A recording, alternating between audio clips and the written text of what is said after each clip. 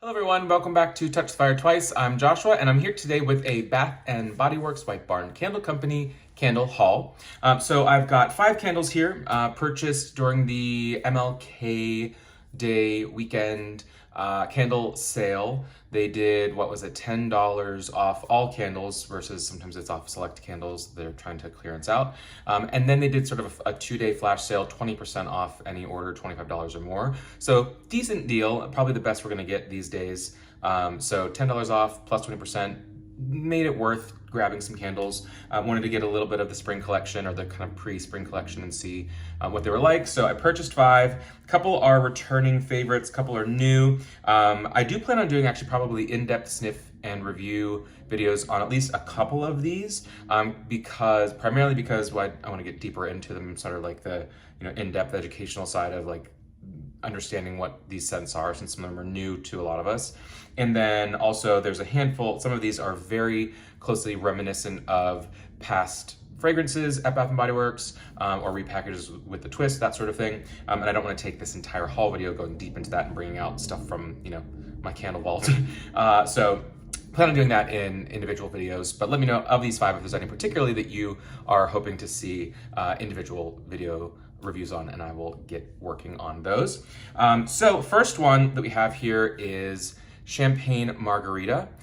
Really love this color. Again, packaging is part of the whole experience. So it's in the White Barn Core collection with the new thin lids, gold, with the gold metallic, the matte turquoise teal kind of color. Not really margarita color, but still just really pretty and kind of tropical.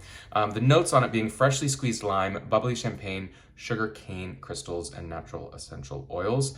Price there, $26.50. Okay, could be worse.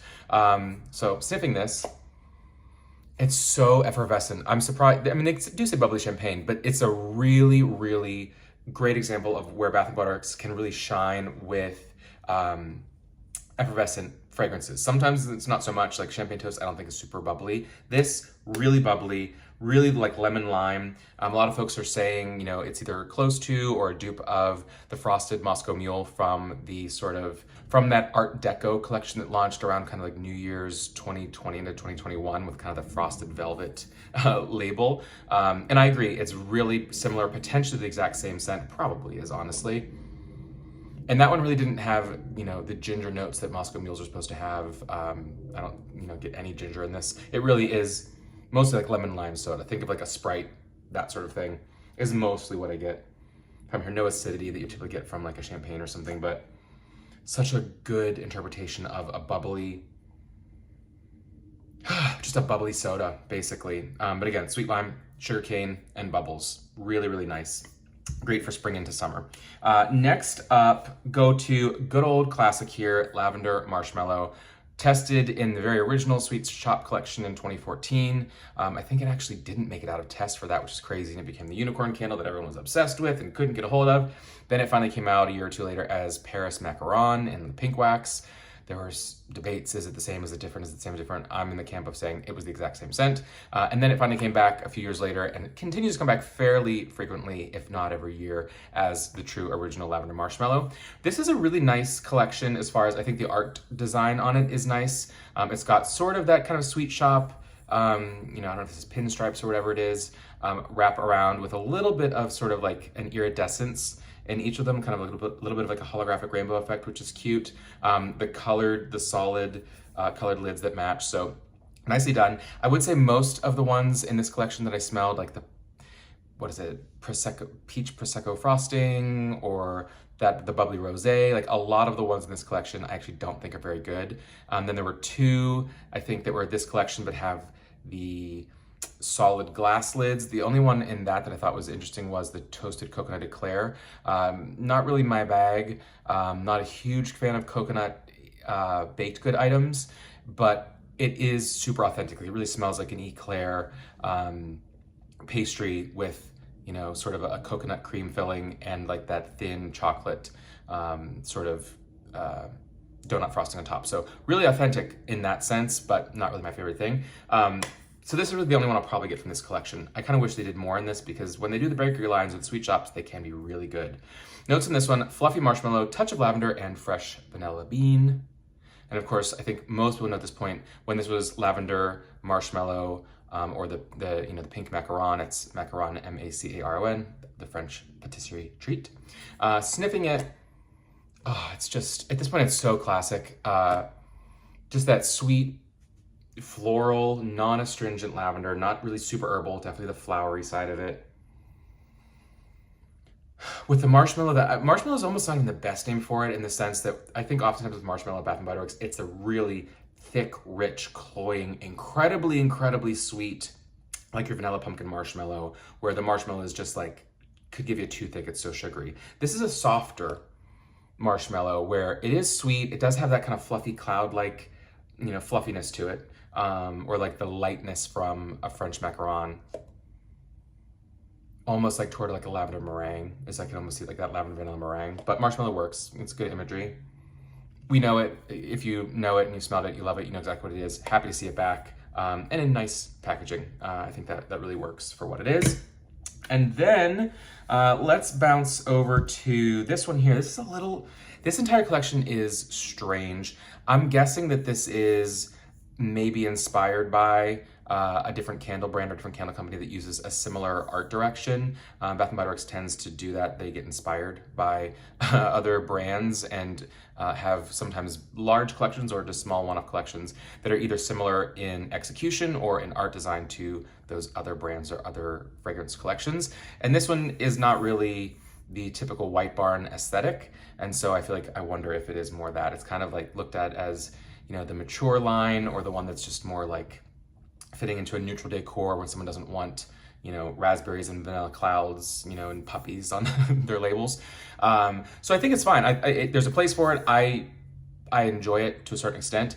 I think certain scents would make more sense in this collection. Raspberries and whipped vanilla, eucalyptus rain, I think is in it, cinnamon spice vanilla. There's no cohesion at all. The dark amber and oud, there's nothing cohesive about them except the labels. And that I don't like, because there's no purpose then for like identity of what is this collection. It's not fan favorites. It's not, the most popular ones, and a more subdued label for those who want more of a neutral decor palette.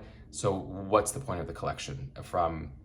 Why are these 8 cents or whatever in the same collection? So I just wish they had a little bit more clear direction or vision for what they were doing. But that said, there are a couple of nice scents in there. Raspberries and whipped vanilla. Again, I'm actually not certain if this is new or not. I think it may have been a couple different things before, whether that's raspberry mimosa or whatever similar scents they've had in the past couple of years. I haven't purchased if it is a repackage. Notes: pink raspberries, strawberry vanilla bean, and sugared lemon drops. Kind of funny that the name is whipped vanilla, but there's no whipped vanilla listed in the notes. We're talking sugared lemon drops, strawberry vanilla bean, whatever that means, and pink raspberries. This one, to me, is very similar. I think it potentially is, if not a dupe, close to a dupe of an old scent, which I might do a different video on. There's a little bit of like a citric acid to it, like a little bit of sharpness to it, like a little bit of a sweet tart kind of vibe, candied raspberries. The whipped vanilla, I don't get like a whipped in there. Maybe there's a sweet vanilla, but it's not a whipped thing. Sugared lemon drops, maybe that's the acidic thing I'm smelling with the raspberries, which are naturally kind of tart sometimes on their own. Strawberry, I'm not certain. Maybe. It leans toward, I guess, generic berry a little bit, though red berries. So not your blackberry or your blueberries, but your raspberries and strawberries. To me, there's something almost, not quite effervescent, but maybe like a crunchy sugar crystal, or there's a brightness, I guess, from maybe those lemon drops. Like a lemon drop being like the hard candy lemon that's like, powdery a little bit and just sugary, almost like a lemon head, with some raspberry and the base. This almost could be like the vanilla almost leans toward like though I think this is more of like a candied, fruity, foodie scent. There's part of this that is a little bit like, this could be like a body care item as well in like the Bath & Body Works Signature Collection. So not my absolute favorite, but because I do like raspberry scents and wanted something a little bit more fruity in this haul, and I was slightly intrigued by the packaging and the idea of this with my masks, my double masks, which I am wearing anytime I go anywhere. I didn't get a ton from this when I sniffed it with the masks, and I refused to take my mask down to smell. So I purchased it, and it's a bit stronger, obviously, without the mask. Sometimes some fragrances come through better than others when you're sniffing with the mask on. So I'll see how it is burning. Not my favorite, not a must get. If there was something like a pomegranate lemonade or something more fun and tropical out, I would definitely purchase that instead of this. So can't say I necessarily recommend this one, but I'll compare it to the other things that I think maybe it's kind of like gelato or something. Two more. Let's see, we'll go to fruity and then we'll go back to another heavy one, or to a heavy one. I grabbed one from this collection. This is out of my wheelhouse. I don't know that I have ever purchased a banana candle from Bath & Body Works. There's been, your banana split sundaes, banana bundt cake, banana passion flower, like lots of things that have banana in them. And across the board, it almost always is like that runt candied artificial banana. It's hard to do in fragrance in general, a more authentic actual banana. They always lean toward just that artificial yellow candy banana. Except there was a 2011 candle that was like a cinnamon nut bread that didn't have banana listed, but it very much smelled like banana, which I think this is kind of similar to. But I wanted to grab it because I was like, all right, let me go outside of my, comfort zone and see this, because I know a lot of people do love it. This collection, I'm not a fan of this. I really would prefer, I'm all about like cohesive direction for the collections, is what I really appreciate. And last year's version of this that had, so many scents, and there were florals. It's where the blueberry biscotti and the wildberry jam donut and the pink lilac and vanilla, like all of those scents were in that collection. That lasted really almost through the summer. You could still get them in like August into September. Most summers still had back stock of that. That collection, I think, was a better expression of this. This collection kind of almost reminds me of the same way that there was that early fall collection that came out in like July that they couldn't get rid of for a while. That had the initial pumpkin apple and the pineapple pound cake, I think I want to say it was, with that sort of similar hand-drawn, simple imagery. This collection feels similar to that, where they're throwing in a little bit of new, a little bit of things people like, but it's like an early collection that's not quite full-on spring, the way that one wasn't full-on fall, that I think we'll get into better ones, hopefully, as we get deeper into spring. So yeah, just like not my favorite collection in general as far as the art direction and all that. But sniffing this one, the notes, they say sweet banana, toasted walnut, and fresh cinnamon. Okay, not calling out cake, except in the name, but that's fine. This is decent. And honestly, a banana bundt cake, I guess it could be a year-round scent, but this one specifically with the walnut and the cinnamon, there is more of that walnut and cinnamon than I expected there to be, which to me almost feels a little bit more toward like a fall bakery collection is what I could see this with. This lid I think might be a funky one, because there's something that's off in here that I didn't get when I first smelled the candle. Again, I'll have to, it's a little bit light. I'd like to see it be stronger, but banana bundt cake or banana cake, banana bread, really, that's what it really smells like. It is a little bit more authentic than your typical candied runt banana, though it's like maybe 40% the candied banana, 60% authentic banana, at least as far as like a banana bread.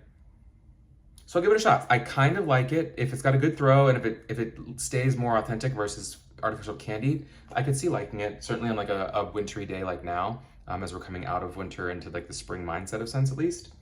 I could see it being nice, so I'll give it a shot. We'll see. I'm not sold quite on it yet, but giving it a shot. And then finally, the one that I was most intrigued about, again, going back to this collection that, again, I'm curious if anyone knows what this might be, again, inspired by. I'd love to hear your thoughts or see your thoughts, because any collection that's been as big of a departure from typical Bath & Body Works in the past couple of years has usually been inspired by or nabbed from a different company. So dark amber and oud, dark golden amber, fresh rainwater, and oud wood there.